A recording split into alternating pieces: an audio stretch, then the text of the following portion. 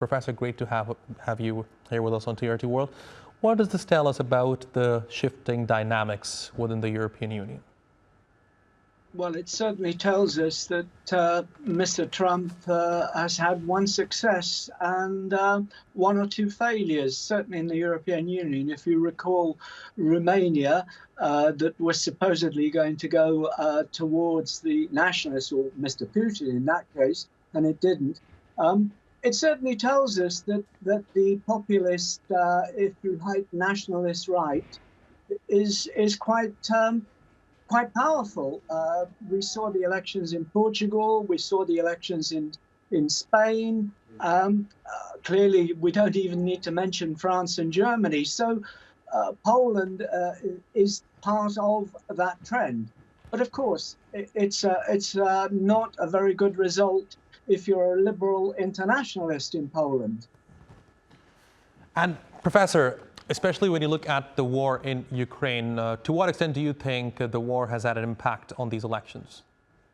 Oh, it's had an impact, all right. If you actually look at the geography of the vote, the eastern provinces of Poland, which clearly flank the Ukraine, and they tend to be rural as well, voted overwhelmingly for the nationalists, as opposed to the eastern part. And clearly they were affected by the consequences of allowing